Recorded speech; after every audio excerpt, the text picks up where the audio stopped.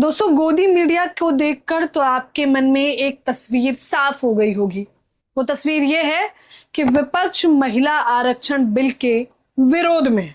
सही पकड़ा ना मैंने, क्योंकि इसी प्रकार से खबरें दिखाई जा रही हैं। लेकिन क्या सच में महिला आरक्षण बिल को पास कराने की बात थी, या महिला आरक्षण बिल के मुखौटे में सरकार 131वां संशोधन बिल पास कराना चाहती थी? ये वो वाजिब सवाल है जो आपको सोच विचार के माध्यम से ही पता चलेगा। चलिए मैं आपको विस्तार से समझाती हूँ।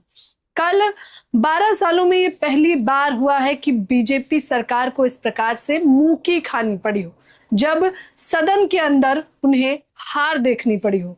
अब हार किस वजह से? महिला आरक्षण बिल पर आपातकालीन बैठक होती है, उस पर चर्चा होती है, सत्र बुलाया जाता है और चर्चाओं के बाद निष्कर्ष क्या निकलता है कि मतदान होता है। 528 सांसद मतदान करते हैं, जिसमें से 298 पक्ष में करते हैं और 230 यानी 230 लोग विपक्ष में करते हैं।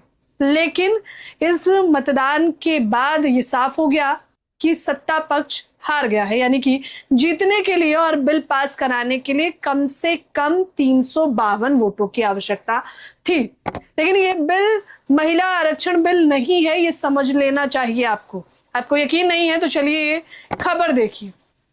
महिला आरक्षण बिल दोस्तों 2023 में ही पास किया जा चुका है, बस इसे पारित करना बाकी है। यानी कि सरकार ने कहा था कि जब वो जातिगत जनगणना करवाएंगे उसके बाद जो आंकड़ा निकलकर सामने आएगा उसी हिसाब से महिलाओं को 33% आरक्षण दिया जाएगा। हालांकि जब महिला आरक्षण बिल की चर्चा हो ही रही है तो ये भी चर्चा कर लेना चाहिए कि महिला आरक्षण बिल में SC, ST, OBC और माइनॉरिटी महिलाओं को कितनी हिस्सेदारी मिलेगी, क्योंकि वो भी इस मुल्क की ही महिलाएं हैं। और मुख्य तौर पर ये जान लेना बेहद आवश्यक है कि महिला आरक्षण बिल की आड़ में 131वां संशोधन बिल लाया जा रहा था।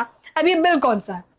इस बिल के तहत लोकसभा की जो सीटें अभी 543 है, उन सीटों को बढ़ाकर 850 करने की योजना बनाई जा रही थी। विपक्ष ने सीधे तौर पर कहा कि अगर आपको महिला आरक्षण बिल और 33% आरक्षण देना है तो आप अभी लागू करिए, हमें उस बिल से कोई आपत्ति नहीं है। आपको 543 सीटों में से महिलाओं को आरक्षण देना होगा।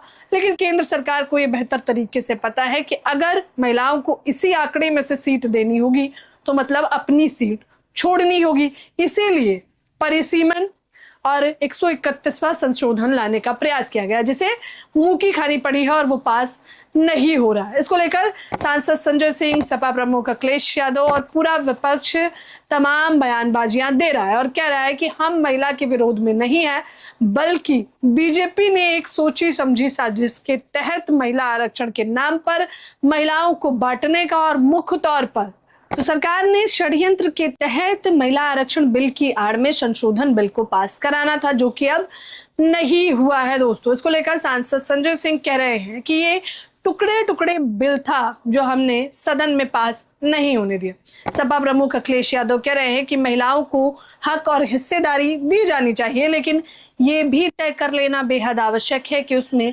OBC वर्ग की महिलाओं को कितनी हिस्सेदारी दी जाएगी, जिसका जवाब सत्ता पक्ष के पास बिल्कुल नहीं। हो सकता है आने वाले समय में आप ये भी देखें दोस्तों कि नारी वंदन के नाम पर बीजेपी फिर से वोट समेटती दिखाई दे और ये कहती दिखाई दे कि महिला आरक्षण बिल के विरोध में है विपक्ष और विपक्ष महिला विरोधी, ऐसे तमाम नारे आपको सुनने को मिलेंगे। लेकिन सवाल तो बीजेपी सरकार से है कि क्या सच में आप नारियों के समर्थक हैं? क्या सच में आप नारियों का सम्मान करते हैं? अगर करते हैं तो हाथरस की दलित बेटी को अब तक न्याय क्यों नहीं?